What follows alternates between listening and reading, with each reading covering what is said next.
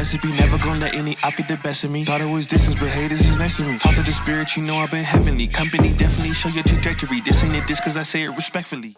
Welcome back to another ML Talks. As you can see, I am by myself. Steve does, unfortunately, still have COVID, but the show must go on, especially when we are joined by such a big name here. Listen, she's been dominating on the court since day one, all the way back in Kansas high school hoops, to eventually go to Wichita State and also play there. She decided to hang up the sneakers, but grab the clipboard, going from Fort Hays State to Nevada to K-State to eventually having an amazing head coaching career at Kansas City and now at Oklahoma State. She joined here, had a dominating first year with 21 wins, and looks to do it again here in year 3. Well, you can normally find her in GIA leading the Cowgirl basketball team today. She joins me across the desk, and Paul Miller. Coach Jacie Hoyt, welcome to the show. Oh, I'm so excited to be here. Thank you for having me. Once again, I know I said it before, but it really does mean a lot for you to sit down here.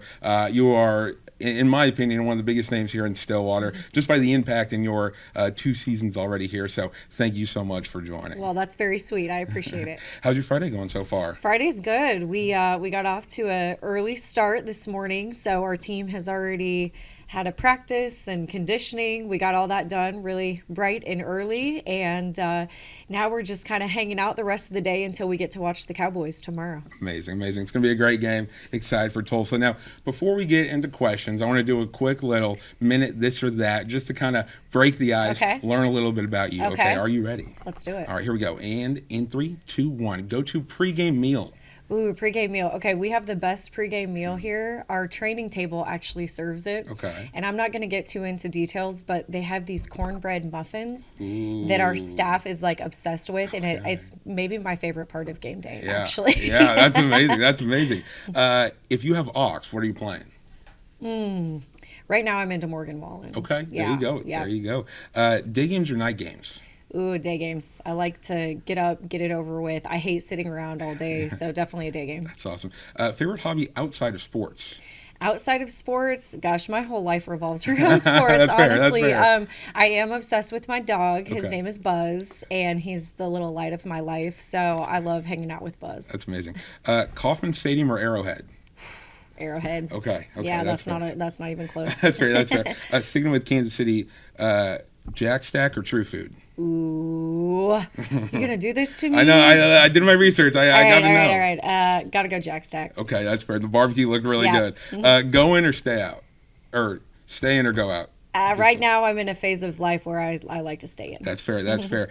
Newest Big 12 team you're most excited to play? Ooh, that's tough. I'm excited about Colorado. I think, there's just been a lot of hype around them for other reasons, but really cool place to play. They've had a lot of success the last couple years, so I'm excited about them. Lastly, a fun fact people wouldn't know about Jacie Hoyt. So, fun fact, kind of a weird fact. Okay. I have not had a drink of pop since I was in 4th grade. Wow, okay. So I was like this weird little kid, wanted to go to the Olympics. Someone told me if I drink pop, it'll make me slow and short. And I am still very short, but I was pretty fast. Okay. I have not been in the Olympics. But no, I haven't had one since. I cut it out then. There you go. Yeah. I mean, maybe they were right. I don't know. Anyways, that's good. That's good. So, kind of getting into my questions. I want to go back. Basketball, right? It seemed like it was kind of part of your life from the beginning, no matter what choice you had. Your parents, Scott and Shelley, coaching basketball. Your mom being an illustrious coach in the Kansas high school basketball scene. Was it basketball right away, no matter what for you? Did it something you chose, or were you like, I got to because of family? Yeah, no, I definitely was just kind of born into it. But I just mentioned the Olympics. So like the first competitive sports that I were really involved in was actually track and field. We would do the little AAU thing and travel around, and I was a sprinter and a long jumper. But then, of course, just fell in love with the game. I actually went through a phase of life where I thought I was going to play football. Okay. So my dad was a football coach. So all my little third grade reports were about playing football. Yeah. But I love competition. I love sports of all kinds, but basketball definitely has always had my heart. Yeah, and then I mean, competitive indeed, and this is something I feel true playing baseball. I dealt with injuries a lot too, and so you dominate in high school. I want to say I saw average about like 28 points senior year, but then you tear your ACL, right, and you end up going to community college for a year, eventually getting to go to Wichita State. As an athlete who is grinding so hard from day one, that process of injured to JUCO, then eventually to D1, what was kind of that biggest thing you learned from having that setback and grind back? Great question. I had a lot of setbacks, whether it be from injuries or even, like JUCO for me at the time was never a part of the plan. I always kind of had these little detours, but I'm really grateful now because number one, I think it just taught me a different level of grit and resilience that I wouldn't have ever had to learn had I not gone through that. And then the other really neat part for me is that on each of those little detours, if you will, I got to meet some really amazing people who kind of eventually played a role into where I am now. And so just that network that I was able to build, I just believe God always has a plan. And those plans, of course, were not what I would have written at the time, but I am so thankful now to look back and see all the people he was connecting me with and the places. So I'm really grateful for my journey. That's awesome. Yeah, and like you said, rough setbacks, but you got over that hump. You played 3 years at Wichita State, starting every game as junior and senior. You also earned the 2009 Iron Shocker Award. So getting to play at Wichita State, you finish out your college career there. Was there a moment, or maybe walk me through that process of when we're getting towards the end, and what was the time when you said I'm not really done with basketball just yet, but not at the pro level, at the coaching level? Sure. So I would still be playing if I could. Injuries were what cut my career short. So unfortunately, out of the 6 years that I had in college, and I had 6 because of medical redshirts, I only got to play a healthy 2 years. So it really was not a very glamorous college career at all. But again, I'm really thankful for the lessons that I learned, the relationships I was able to build. And honestly, I feel like those years where I was not able to play are the years that really kind of expedited my coaching career, because I was forced to sit on the sideline and see the game from a different light. I was forced to find different ways to connect with my teammates and lead. And now, as a head coach, I feel like I'm able to really understand what it's like to kind of be maybe, the star of the team like I was in high school, but also, sit the bench or have that adversity. So I feel like it's definitely really kind of shaped and molded me into the coach that I am, just because I did have a very well-rounded experience. Not that I wanted to ever be injured or anything, but I grew and I learned a lot through that. For sure. And if we had all the time in the world, I'd ask you about every stop you made, but it is pretty interesting, like you said, getting to feel all the experiences, right, from top to bottom. And honestly, looking at your coaching trek, it's kind of been that steady incline, right? Grad assistant at a D2, end up going to Nevada, be a assistant coach. Then you get to go to the Big 12, be an assistant coach at K-State under Jeff Mittie, right? Then you get your first head coaching opportunity at KC. What has been, you talk about seeing it from different angles. At the level standpoint, though, from D2 to assistant to Power 5, what has seeing those different levels done for your coaching experience? Well, when you're at those lower levels, if you will, you're forced to do a lot. Yeah. So I've done everything from be a GA to be a director of operations, recruiting coordinator, on the court, off the court. I'm just really grateful for all of those experiences, because now being in the head seat at this level, there's really nothing I feel, and I say this very humbly, but there's nothing that I feel has ever come at me that I'm not prepared for or feel like I'm too big for that, because I really truly started at the bottom, and I'm grateful for that. That's awesome. And you talked about obviously being the head coach here now, but when you got that first head coaching opportunity with the Kansas City Roos, not only first time being a head coach, but also crazy good in your 5 years. 81-65 overall record coaching. First postseason appearance in a decade. Won the 2020 WAC Coach of the Year. So, obviously every new level brings a new challenge, but what was kind of those first experiences being in the leader seat, but also learning to succeed as a leader? Yeah, the job that I took, I was kind of told some really great advice of just, hey, go to this place where you can kind of fail without the whole world knowing. And I did. I learned so much in those first couple years. And again, I'm just so grateful for kind of the hardships that I had to go against or go through in being there. It was a school that didn't have a lot of resources or things, that you get at a lot of other places. So I just had to figure it out. And, my staff was incredible at helping me do that. But definitely just having to work your way up. I've always really prided myself in having a great work ethic. And I was grateful to have players who believed in me and believed in a vision that was just really, there was no vision. When I got there, nothing historically at that school had ever really been done. And so I'm just grateful for the people who believed in me, who bought into the vision and worked alongside me and kind of got me where I'm at. That's awesome, yeah. And obviously it took notice from outside sources. I read you got that call from Chad Weiberg, and I read that once that call ended, you almost didn't say anything to your husband for a minute just because of the pure emotions, right? Other than obviously the fact of it's another great job and moving up, what was it about OSU and Stillwater that really attracted to you right away? Well, I think just a connection of just kind of where I'm from. I'm a small town girl. So, Stillwater being a college town, something I can really resonate with. In fact, Stillwater is a big city compared to where I grew up. And then, I talked about just that work ethic, right? And I think that Oklahoma State is a place that we're a community that is very blue collar. We're not used to having things handed to us. We're expected to work for everything that we get.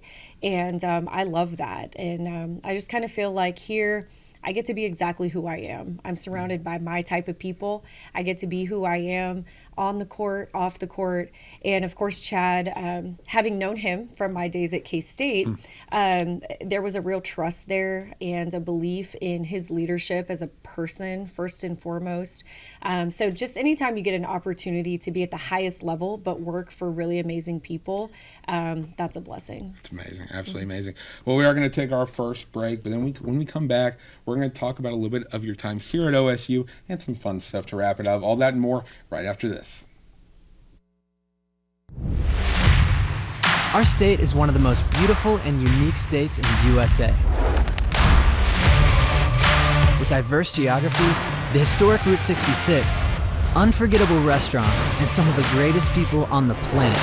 With so much to see and so much to do, living in Oklahoma means one of the best vacation spots is right in our own backyard. Doesn't this story need to be told? As filmmakers and photographers based right here in Oklahoma, we thought so. And hey, who doesn't like a good road trip? So, we packed up our cameras, teamed up with Lieutenant Governor Matt Pinnell and the Oklahoma Tourism and Recreation Department, and that's how this series was born. We want to show you why traveling within the great state of Oklahoma is a great idea. So come join us for thousands of miles over the next year, from Broken Bow to Black Mesa. This is the Oklahoma Road Trip.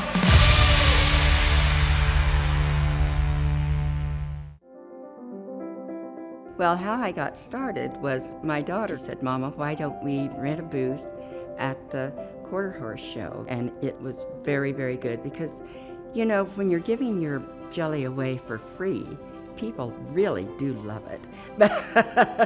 But when you ask them to pay for it, then that's a true test. What makes my product so unique is the Scotch bonnet pepper. And the Scotch bonnet is the Jamaican pepper. And I had lived in Montego Bay, Jamaica for 4 years. So I learned how to handle the pepper and how to cook with it. I always say, you don't do this on your own. I mean, you have so many people that help you along the way. For me and for many of us, that's my name on that jar, and it better be good.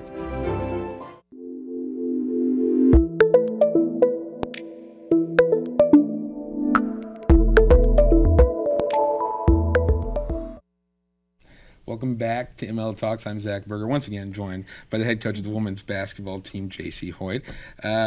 Okay, we talked about your time leading all the way up to OSU, and then you get to OSU.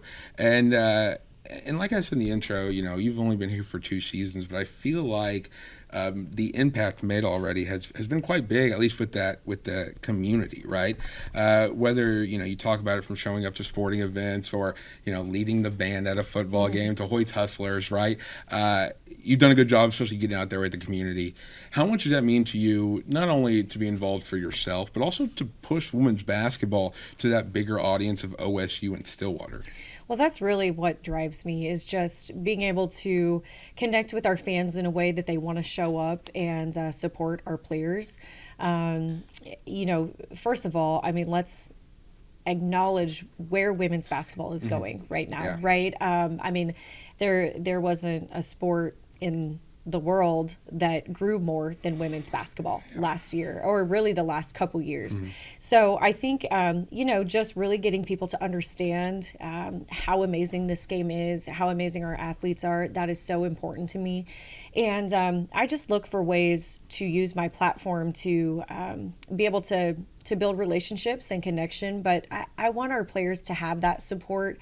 They work so incredibly hard, and we have so many amazing players with really amazing stories that I just want to be known, not just to Stillwater, but to the world, honestly. And so anytime I can play a part in making that happen, I really feel like that's a calling of mine. For sure. Yeah, you know, you mentioned the platform, and that was something I was going to bring up too with social media.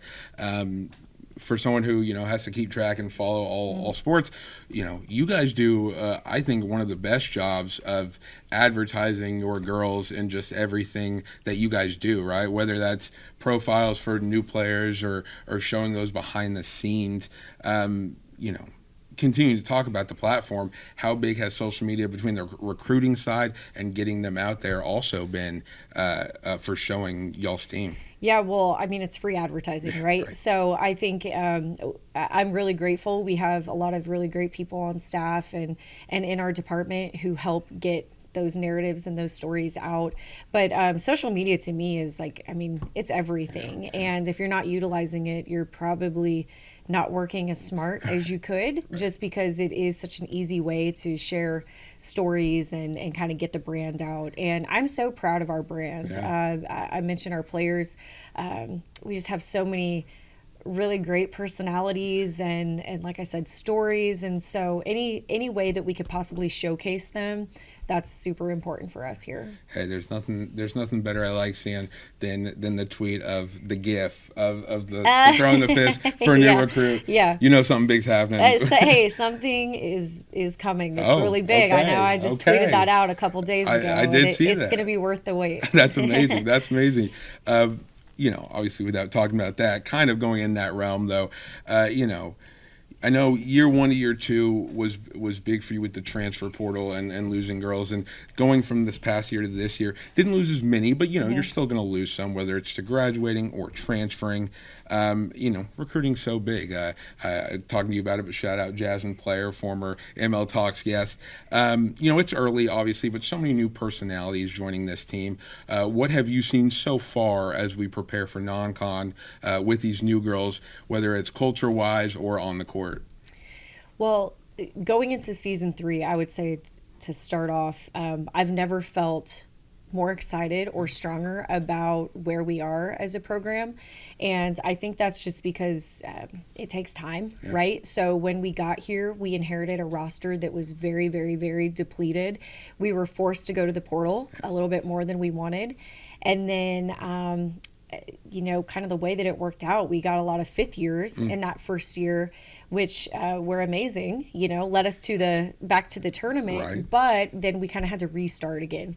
And so finally now in year 3, I felt like we didn't have to do that as much. I love the nucleus that we were able to keep from last season, and then just add some really, really great pieces around those players. So I am super excited. Like I said, I haven't been this excited since I've been here. I love the buy-in of the players we have. I feel like there's a true love, not just for the game with this group, but they truly love Oklahoma State. At the break we were talking about just our football game last weekend and that double overtime game and all the emotion and just the fatigue of it, right? Like in every way. But it was really neat for me because I stayed for the whole game. We had a couple recruits, and so we stayed down there, and basically our whole team did. And just to watch them, take part in all the little cheers and the chants and be so invested when they've only been here for a couple months, that was really neat for me to see. And so I would just say this group loves everything that Oklahoma State stands for, and I think that that's going to translate on the court. That's amazing. And I mean, already I think too, culturally wise, it's translated for the outside eye too. Because I mean, that was what I was going to bring up next. Whether it's seeing things on social like Queen of the Court or the Fun Fridays, but also one of the coolest things for a sports fan is getting to see those athletes in other situations, right? And like you were just mentioning there, OSU women's basketball, I feel like, travels the most and the biggest to these games because, sometimes you'll see a small group, a 3 or 5. No, with you guys, it's like 10 to 15 going to all these events, which I think is super cool. I mean, that kind of bonding, how much does that do for that culture? Well, it's just about relationships. It's about building trust. It's about doing things together that, form a connection. And this group, first of all, they like each other. They actually love each other. And so to see how much they've done off the court, outside the lines of the game together, has been really fun because you just don't always get that with every team. Right. But this group actually truly enjoys being around each other. And you see that off the court, and then, like we were saying, it truly does translate on the court. And I think their ability to connect with each other, to hold each other accountable, it's gonna serve us really well this season. And I'm already seeing that very, very early. We haven't even started official practice, and I'm already kind of seeing those relationships kind of come to fruition on the court. Yeah, for sure. Yeah, awesome. Now, speaking, we talked about Fun Fridays and things like that. I'd be remiss if we didn't talk a little bit about the baby, right? Last Friday, whether it was stroller games or doing all that, we had the gender reveal of a girl. Just kind of talking for you. I know you've probably talked about it so much already, but that balance of such a huge life event for you in basketball, what has that already been like, and what's that going to be like for you going forward? Well, it's been a process. Yesterday we were working on our defense, and I got out there and I was like guarding on the ball, and just realized, it's basically like I have this basketball under my shirt, right? And I'm like breathing really hard, and I was like, crap, I can't, move quite the way I'm used to. But I love it. I love learning just how to figure it out and balance things. It's always been really important for me to just be the best role model I can be for our players. And so I want them to know, if they choose to have a family, but also want to be, a career woman, they can do both. You don't have to choose one or the other. And so it's been a really neat opportunity for me to be the example in that. And it's just been fun getting to involve our players with those types of things. So one of our core values is sisterhood, and it's been neat just to be able to kind of take that to the next level with being an actual big sister. Right. So it's been a really neat journey so far, and I'm excited to see where it goes. Absolutely amazing. All right, now I've just got a couple fun questions for you to end it. Listen, the game day fits are top tier. I know it's a big thing. If we either had one go-to or there was one game left that you had to dress out for, what is the go-to game day fit? Oh, gosh. Here's the thing. People think I have a stylist or they think that I plan it out. I really don't. Yeah. There's been a couple games where I don't know what I'm wearing about 30 minutes before I leave, honestly. So, but it's got to involve orange, right? Got to go with the orange. And then I like to look good, but I also want to feel good. Right. And I need to be able to move and, be active because I'm a very involved coach. Mm-hmm. I don't really sit down. Now with this pregnancy belly, though, I don't know what that's going to look like this year. I'm still trying to figure that out. I've been having maternity things on my algorithm a little bit more. But I know it has to involve orange. Sure. And, of course, the cool sneakers. Of course. No, always. Okay. What would head coach Jacie Hoyt say about or to Wichita State guard Jacie Hoyt? Oh man. That's I love that question. I've never had to think of that. I would say just probably to trust the process. Yeah. And my faith is really important to me. Faith is just really believing in the things that you can't see. And I would probably tell myself just continue to keep the faith in, what God is doing in your life and where you're going to go.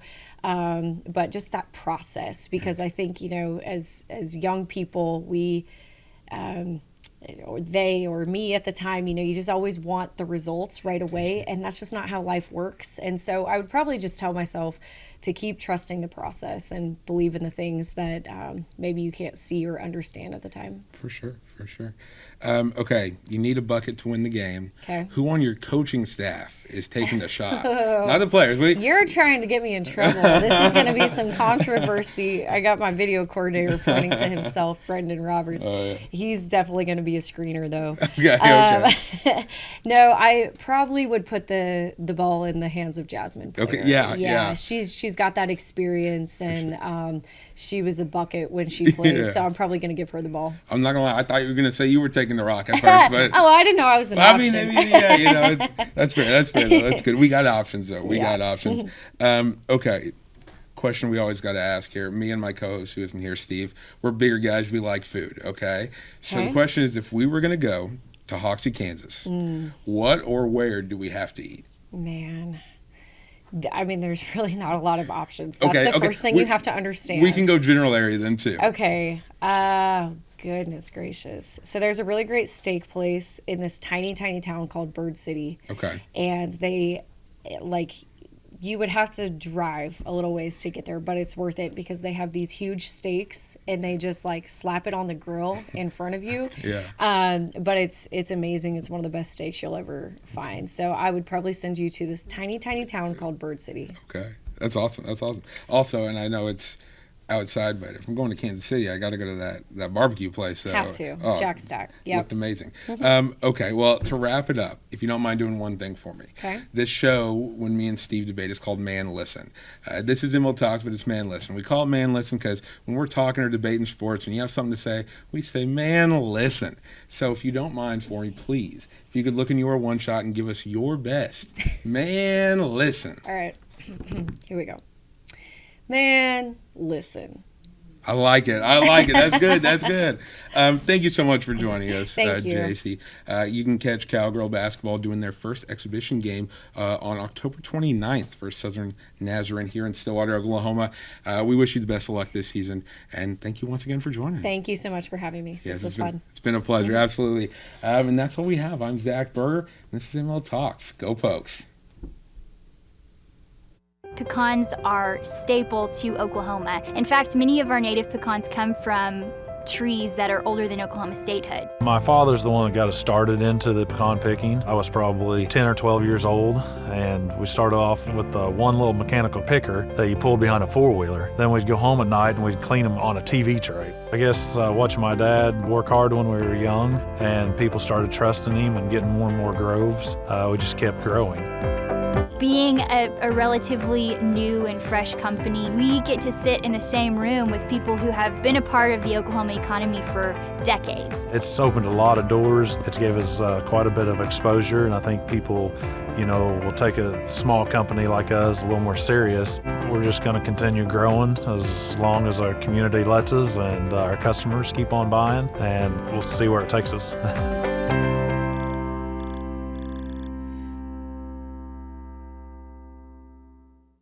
Pure Skin and Aesthetics is Stillwater's premier medical spa, offering a wide range of services to help you look and feel your best. Our experienced team is led by Dr. Jessica and registered nurse Shelby. From facials to filler, Botox to laser treatments, we have the perfect solution for you. There's never been a better time to treat yourself. We have a special offer of 10% off all new clients when you mention this ad. Book your appointment today at pureskinstillwater.com to learn more.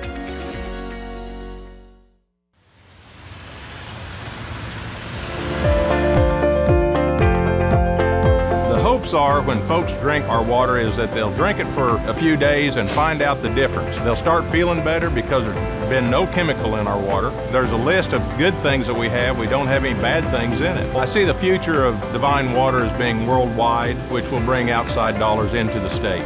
It means a lot to me because I started it, I guess, and our family started it.